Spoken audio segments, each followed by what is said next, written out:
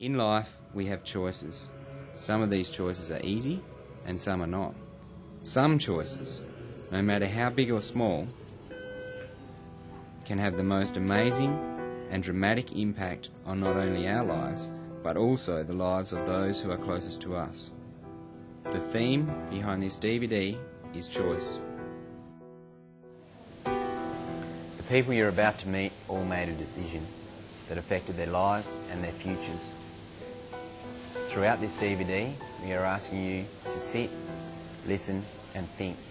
We all have a choice.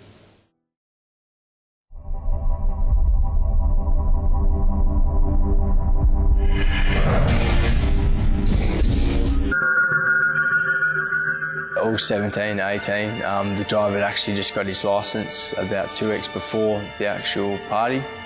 So he was a fairly inexperienced driver. You know, he hadn't had his licence for that long, so, you know, full of piss and all that kind of stuff. You know, I know that he went out and he had fun and did the rest like all his other kids do. But he made one decision and it's changed all our lives forever.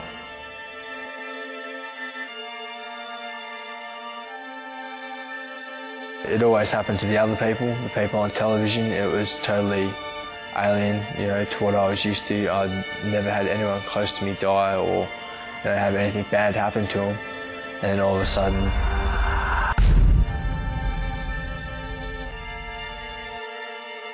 Jesus, this can happen. Yeah, that's the last time I remember ever walking again.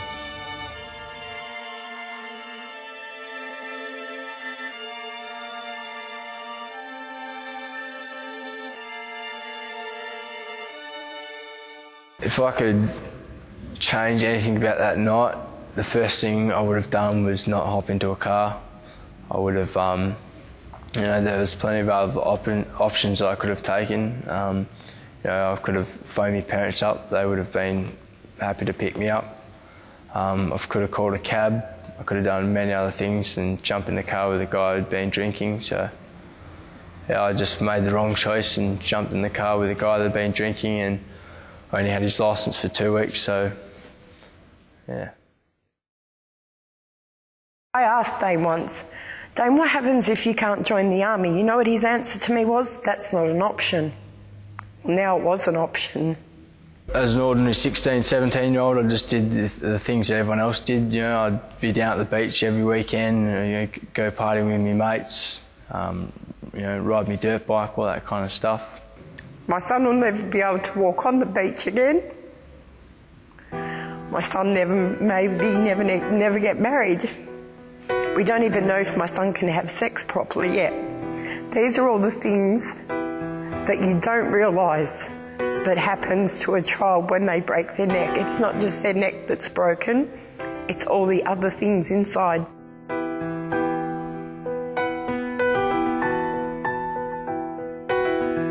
Ever since I could remember, I always wanted to join the army. So everything that I did, you know, revolved around the army. You know, I did army cadets, and then I got to the rank of warrant officer. So I excelled in cadets and stuff like that.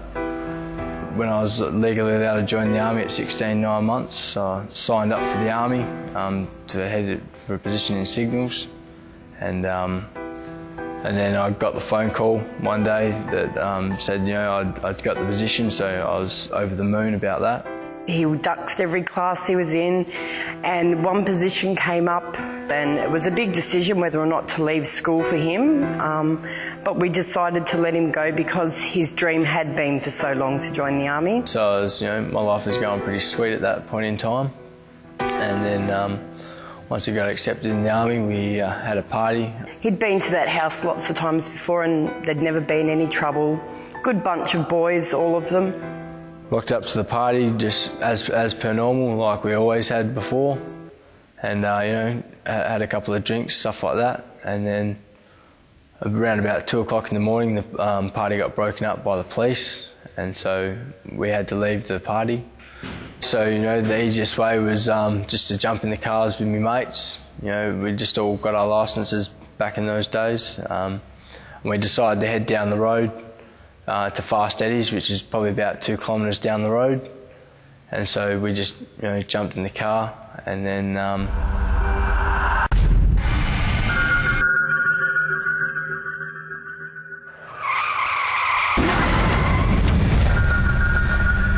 the car flipped on its roof, wrapped around the pole, and then the force of the roof collapsing in on my head broke my neck, and then gave me swelling of the brain.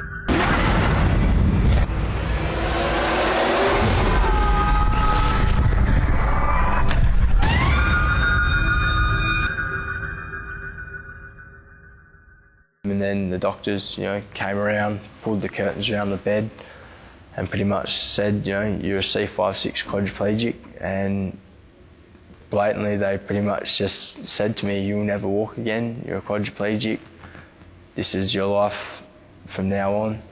And I remember when I had to tell him that he'd never walk again, the first thing he did in ICU was actually sit up and scream no, and then laid back down again and was unconscious again. To start off with, I didn't want to believe it. I just thought, I'd just go to sleep and this is all a dream, and I'd wake up and it'd be all okay.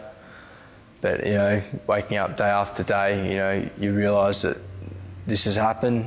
It's not going to get any better, not unless you try and make it better. His youngest brother, Dylan, he's 11 this year. When this first happened to Dane, he was devastated. I caught him a couple of times trying to jump off fences. I said, Dylan, what are you doing?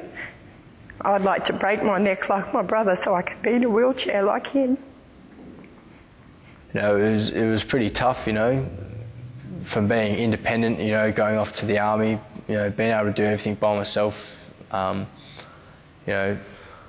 being, having people wipe your backside, people feeding you, people dressing you, all that kind of stuff. It was really tough to deal with to start off with, and then, you had to deal with it. You either curl up into a ball and wish that you were dead, or just carry on with it. So his strength has got him to where he is now because of the discipline and the inner strength that he has as a person. And hopefully the dreams that he had will be taken over by new dreams, and those dreams will be fulfilling to him as what his life would have been as he was walking. I find it a lot harder to pick up chicks nowadays.